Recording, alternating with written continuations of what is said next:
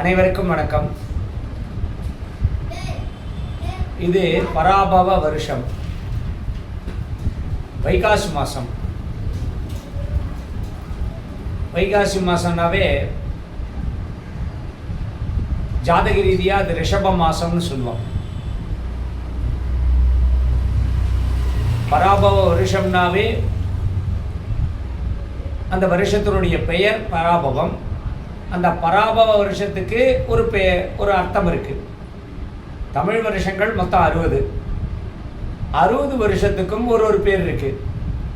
இப்போ ஆங்கில வருஷம்னு எடுத்திங்கன்னா 2000, 2026, 2027, 2028 நம்பர் மட்டும்தான் வரும். அந்த நம்பருக்கு தனியாக நம்ம ஒரு ஜோசியை சொல்லலாம். அது நியூமரலாஜி. 2026 அப்படின்னா உங்களுக்கு 10 கூட்டு எண் 10. 10ல் அதை கூட்டினீங்கன்னா 1. 10 தனியாக சைபருக்கு மரியாதை கிடையாது, மதிப்பு கிடையாது. அதனால் அது 1. 1ன்னா சூரியனுடைய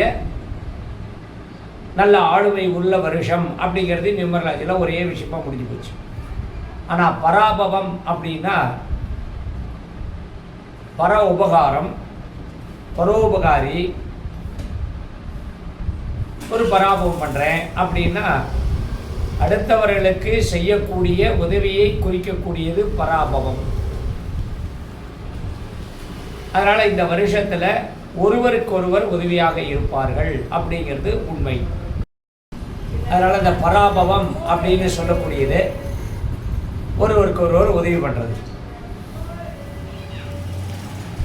உதவி பண்ண முடியாது அப்படின்னா, அதாவது உதவிங்கிறது எப்படி அப்படின்னா, நம்ம கேட்காம கிடைக்கிறதுக்கு பேர் உதவி. நம்ம கேட்டு பண்ணுறதுக்கு பேர் உதவி கிடையாது. உடுக்கை இழந்தவன் கைபோல் ஆங்கே இடுக்கண் களைவதாம் நட்பு அப்படின்னா, அந்த நட்புக்கு அந்த நட்பு செய்யக்கூடிய அந்த வேலை அது ஒரு உதவி. ஒருத்தர் முடியாமல் இருக்காங்கன்னா வாலண்டியராக ஒருத்தர் நமக்கு பண்ணுறாங்க அப்படின்னா அதுக்கு பேர் உதவி. நம்ம கேட்டு எனக்கு கை பிடிச்சி விடு, என்னை தூக்கி விடு அப்படின்னா அது நம்ம யாசகம் கேட்குற மாதிரி. அடுத்தவர்களை எதிர்பார்த்திருப்பவர்கள், அவர்களுக்கு இந்த பராபவம் கணக்கில்லை. அப்போ இந்த வருஷத்தில் பராபவ வருஷத்தில் சூரியன் மேஷ மாதம்னு சொல்லக்கூடிய சித்திரையில் ஆரம்பித்து மீன மாதம்னு சொல்லக்கூடிய பங்குனி வரை ஒரு மாதத்துலேயும் சூரியன் 30 நாட்கள் இருந்து தன்னுடைய தலையாய கடனை செய்து தலையாய உதவியை செய்கிறார். அந்த வகையில் இந்த வைகாசி மாதம், ரிஷப மாதம், இந்த மாதத்தில் சூரியன் ரிஷபத்தில் இருக்கிறது, குரு மிதுனத்தில் இருந்து இந்த மாதத்தினுடைய நடுப்பகுதியில் குரு பெயர்ச்சியானது சரியாக நடக்கிறது. அப்போ குரு பெயர்ச்சி வருது. குருவோட புதன் இருக்கிறது, குருவோட சுக்கிரன் சேர்றது, அதாவது கிரக நிலை. சந்திரன் இந்த மாதத்தை ஆரம்பிக்கிறது மேஷராசிலேருந்து ஆரம்பிக்கிறார். செவ்வாய் மேஷத்திலேயே இருக்கார். புதன் சூரியனோட ரிஷபத்திலையும் மிதுனத்திலையும், குரு மிதுனத்திலையும் கடகத்திலையும், சுக்கிரன் மிதுனத்திலையும் கடகத்திலையும், சனி பகவான் மீனத்தில், ராகு கும்பத்தில், கேது சிம்மத்தில். ராகு கேது பயிற்சிக்கு இந்த 4 மாதம் இருக்குது. அப்போ இந்த மாதத்தில் எது வருது? குரு பயிற்சி வருது. அந்த குரு பயிற்சியை நம்ம அடுத்தாப்பில் நம்மளுடைய சேனலில் விரிவாக உங்களுக்கு குரு பயிற்சி பலன் கண்டிப்பாக சொல்லப்படும். அனைவரும் காத்திருந்து அதை கேட்டு அனுபவியுங்கள். ஆக இந்த ரிஷப மாதம் விசேஷம் என்ன இருக்குது? வைகாசி விசாகம் அப்படின்னு சொல்லக்கூடிய ஒரு நாள், முருகன் பிறந்த நாள். அன்றைய தினத்திலே சில ஊர்களில் சில க்ஷேத்திரங்களில் தேர் நடக்கும். முருகனுக்கு வைகாசி விசாகம் திருவிழா கொண்டாடப்படும். அதை தவிர பெரிய ஒரு விசேஷம் கிடையாது. ஆனால் வைகாசி மாதங்கிறது சுப மாதம். வீடு கிரகப்பிரவேசம் பண்ணுறது, திருமணம் நிச்சயம் பண்ணுறது, திருமண பேச்சுவார்த்தை நடத்துவதற்கு எல்லாத்துக்கும் இந்த மாதம் ரொம்ப விசேஷமான மாதம். 4/5/2026, அதாவது சித்திரை மாதம் கடைசியிலிருந்து வைகாசி மாதம் 15 தேதி வரைக்கும் அக்னி நட்சத்திர காலம். இந்த அக்னி நட்சத்திர காலங்கிறது சில பேர் அதை பாரம்பரியமாக அதில் எல்லா காரியங்களும் செய்வாங்க. சில நபர்கள் அக்னி நட்சத்திரம்னு சொல்லி ஒதுக்கி வைக்கலாம். இதெல்லாம் அவர்களுடைய சம்பிரதாயப்படி அவர்களுடைய முறைப்படி செய்யக்கூடியது. அதனால் இதுக்கும் சாத்திரத்துக்கு சம்பந்தம் கிடையாது. அக்னி நட்சத்திரத்தில் தாராளமாக குடி போகலாம், பால் காய்ச்சலாம், வீடு மனை நிலம் வாங்கலாம். சில ராசிகள், சில நட்சத்திரங்கள். மற்றபடி குழந்தை பிறக்கிறது, குழந்தை பிறந்த புண்ணியாஜனம் பண்ணுறது, இந்த திரட்டி குழந்தைகள், பெண் குழந்தைகள் பெரிய மனுஷியாகி திரட்டி பண்ணுறது, நிச்சயதார்த்தம் பண்ணுறது, இது எல்லாமே தாராளமாக செய்யலாம். அக்னி நட்சத்திரத்தில் என்ன பண்ணக்கூடாது? வீட்டில் இருக்கக்கூடிய நாம் வளர்க்கக்கூடிய மரங்களை வெட்டக்கூடாது, மொட்டை அடிக்கக்கூடாது. குலதெய்வம் கொள்ள போய் மொட்டை அடித்து காது குத்துறேன் மொட்டை அடிக்கிறேன்னு செய்யக்கூடாது. தொலைதூர பயணங்களை செய்யக்கூடாது. முக்கியமான முடிவுகளை எடுக்கக்கூடாது. வியாபாரம் ஆரம்பிக்கிறேன்னு சொல்லி ஒரு நிறுவனமோ ஒரு தொழில் கடையோ வியாபாரமோ தொழில் நிறுவனமோ ஆரம்பிக்கக்கூடாது. ஹோட்டல் ஆரம்பிக்கலாம். நிறுவனங்கள், இயந்திர சம்பந்தப்பட்ட நிறுவனங்கள் ஆரம்பிக்கக்கூடாது. இதெல்லாம் அக்னி நட்சத்திரத்தில் சூரியன் இப்போ ரிஷப மாசம்னா கிருத்திகை, ரோகிணி, மிருகசீரிஷ நட்சத்திரத்தில் பிரயாணம் பண்ணுவார். அப்போது கிருத்திகையும் மிருகசீரிஷ நட்சத்திரம் ரெண்டுமே அக்னியினுடைய நட்சத்திரம், நெருப்பு நட்சத்திரம். அப்போ அதில் நம்ம எந்த ஒரு காரியங்களையும் சூரியனே சுட்டெரிக்கக்கூடியவர், அதில் இந்த நட்சத்திரங்கள் இன்னும் ஜாத்தியாக சுட்டெரிக்கும். அதனால் இது சம்பிரதாய முறைப்படி இருந்தாலும் நம்மளுடைய சமுதாயத்தில் சந்தர்ப்ப சூழ்நிலையினால் இது வெயில் நேரம், சூரியன் அக்னி நட்சத்திரம்னா உச்சத்தில் இருக்கக்கூடிய நேரம். அதனால் நல்ல காரியங்களை அந்த காலத்தில் இருந்த பெரியவர்கள் தவிர்த்தார்கள். அது அவரவர்கள் குல வழக்கப்படி சம்பிரதாயப்படி நீங்கள் செய்து கொள்ளலாம். இப்பொழுது 12 ராசிகளுக்கு உண்டான பலனை பார்ப்போம். மகர ராசிக்காரர்களே, பராபவ வருஷம் வைகாசி மாதம் அப்படின்னு நம்ம சொல்கிறோம். இந்த மாதத்தில் கிரக ரீதியாக இருக்கக்கூடிய பலன்கள், கிரகங்கள் எல்லாமே உங்களுக்கு சாதகமாக இருக்குது. 7 சனி முடிஞ்சிருச்சு, 3 சனி வந்தாச்சு. முயற்சி ஸ்தானம் நல்லது, வீரியஸ்தானம் கெட்டது. குரு பயிற்சி ஓகே.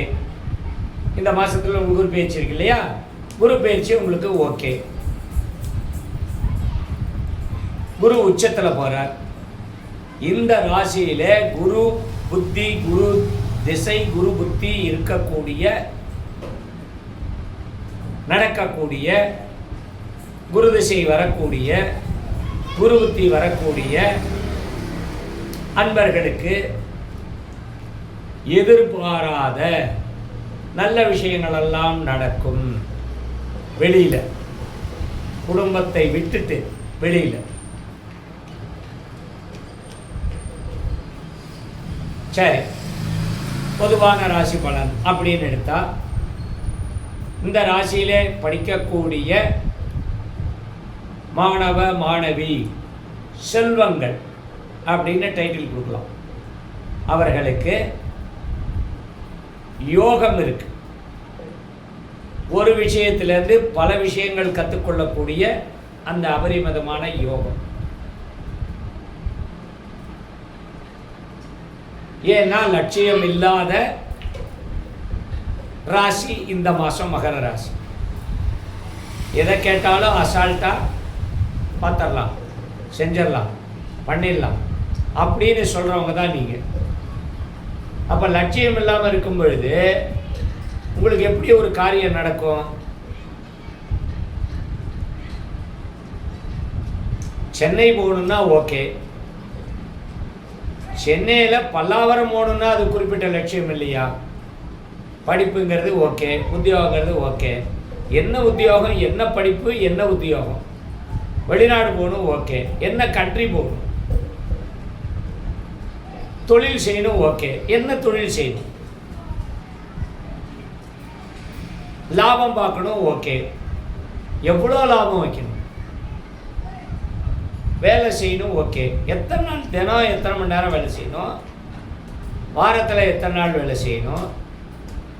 அதாவது ஒரு ஏ, அதில் A1, அதுக்கு பேர் தான் குறிக்கோள். இந்த குறிக்கோளை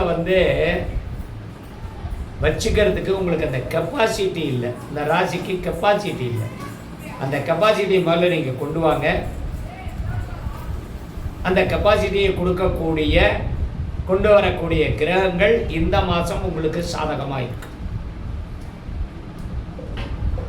பொதுவாக வித்தைன்னா 4ஆம் இடம்னு சொல்லுவோம். அது ஸ்போர்ட்ஸ் ஆகட்டும், வித்தைன்னா அறிவு. நல்லா கேட்டீங்க, வித்தை அப்படின்னா அறிவு, வித்யா. கிரிக்கெட்டில் 11 பேர் விளையாடுறாங்கன்னா 11 பேரை செஞ்சுரி அடிக்கிறவங்களா? அது எதுக்காக ஓப்பனிங் பேட்ஸ்மேன் கொடுக்குறோம்? அவங்க போட்டு கொடுக்குற அந்த ஸ்ட்ராங்கான அந்த பேஸு அடுத்தடுத்து வரக்கூடியவர்களுக்கு ஒரு உதவியாக இருக்கும், உபயோகப்படும். அந்த மாதிரி சின்ன வயசில் லட்சியத்தை கொண்டு வந்துட்டா அது போக போக அது பெரிய அளவுக்கு உங்களை கொண்டு போய் பெரிய ஆளாக உருவாக்கிடும். அது எல்லாத்துலேயுமே அது சரி, நல்லதுலேயும் சரி, கெட்டதுலேயும் சரி. மனிதர்களில் எல்லாருமே நல்லவங்களும் இருக்காங்க, கெட்டவங்களும் இருக்காங்க. ஆனால் கெட்ட எண்ணம், கெட்ட செயல், கெட்ட மாதிரி இருக்கக்கூடிய விஷயங்களை செய்யக்கூடியவர்களுக்கு கடவுள் தண்டனை அந்த காலகட்டத்தில் ஒரு குறிப்பிட்ட தசாபுத்தியில் கொடுத்துருவார். இதை நம்ம பார்க்கணும். அதனால் படிக்கக்கூடியவர்கள் லட்சியத்தை கொண்டு வாங்க. இல்லைன்னா அவங்க அப்பா அம்மா கொடுக்க, இந்த படிப்புலேருந்து இன்னொரு படிப்பு, இதையும் நீ கற்றுக்கோ, இதையும் கற்றுக்கோ, இதையும் கற்றுக்கோ சொல்கிறதுனால தப்பே இல்லை. செய்யாது. அதுக்கப்புறம் திருமணம் இனிமேல் தான். ஒரு 31 வயசுக்குள்ளே இருக்கிறவங்களுக்கு இனிமேல் தான். அத்தனை பேர்கள் வயசுக்குள்ளே உள்ளே இருக்கிறவர் அத்தனை பேருக்கும் திருமண பேச்சுவார்த்தை கைகூடும், நடக்கும், உறுதியாகும். குழந்தை வரம், புத்திர பாக்கியம். ஏற்கனவே இருக்க ஆணுக்கு பெண் வேணும், பெண்ணுக்கு சகோதரன் ஆண் வேணும். இந்த ராசியில் இருக்கக்கூடிய ஆண் பெண்ணுக்கு அந்த யோகம் உண்டு. இப்போ இல்லைன்னா எப்போ அப்படிங்கிற கேள்வியை வச்சுக்கணும்.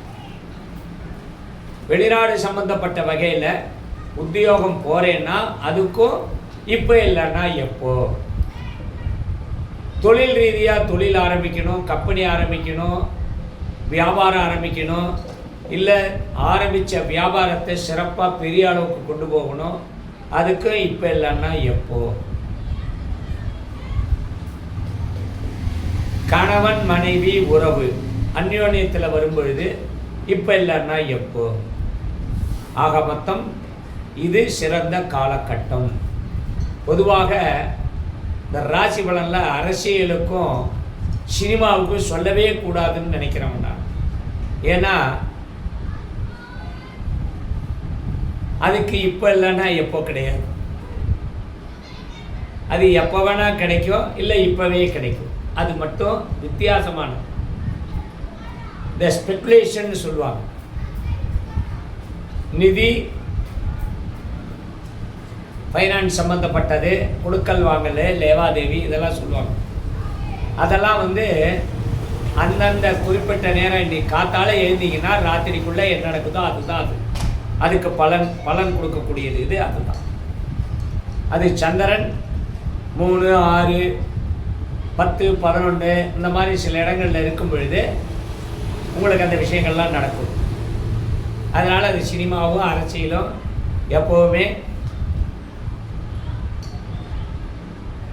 ஜாதக ரீதியாக, அரசியல் ரீதியாக, அதாவது ஜாதக ரீதியாக, ஆன்மீக ரீதியாக தள்ளுபடி செய்யப்பட்டது. ஒரு சினிமான்னு எடுத்தீங்கன்னா அது என்ன, நடிப்பு சம்மந்தப்பட்டது. அப்போ நடிப்பு சம்மந்தப்பட்ட அவங்க எல்லாருமே சொந்த வாழ்க்கையிலையும் நடிப்பாங்க, நம்ம முன்னாடியே நடிப்பாங்க. அதனால் அவங்களுக்கு பலனே தேவையில்லை, ராசி பலனே தேவையில்லை.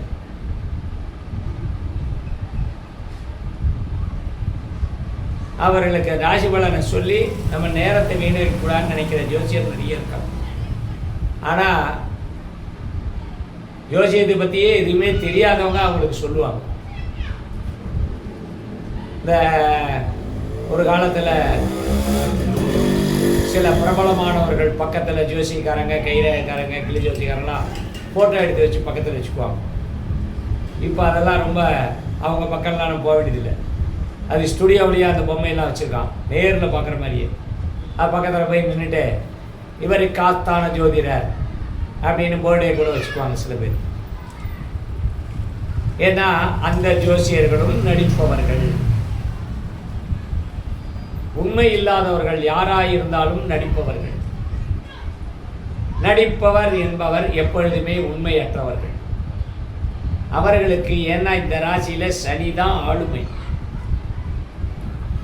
இந்த ராசியில் திருவோண நட்சத்திரம் தான் நட்சத்திர ஆளுமை. அப்போ எல்லாத்துலேயும் பாதி பாதியாக இருக்கிறவங்க தான் இந்த ராசியில். ஆக 50 வயதுக்குள்ளேயே அத்தனை விஷயங்களையும் அனுபவித்து ஏறக்குறைய வாழ்க்கையினுடைய நிறைவை பெறுபவர்கள் இந்த மகர ராசிக்காரர்கள். 52 வயசுக்கு மேலே ஒரு டர்னிங் பாயிண்ட் இருக்குது. 55 வயசுக்கு யோகம் இருக்குது. 60 வயசுக்கு மேலே நல்ல ஈடுபாடுகள் அதிகமாக வரும் எல்லா விஷயத்திலையும். 75 வயசுக்கு மேலே அடக்கம், அமைதி. அப்போ தான் அவங்களுக்கு அன்புன்னா என்னன்னு உண்மையாக தெரியும். இதை கேட்குறவங்க பல பேர்த்துக்கு யோஜனை பண்ணலாம். ஆனால் அந்த யோஜனைக்கு நீங்கள் கடவுள் தான் பதில் சொல்லணும். நன்றி. மீண்டும் சந்திப்போம். நல்லதே நடக்கும்.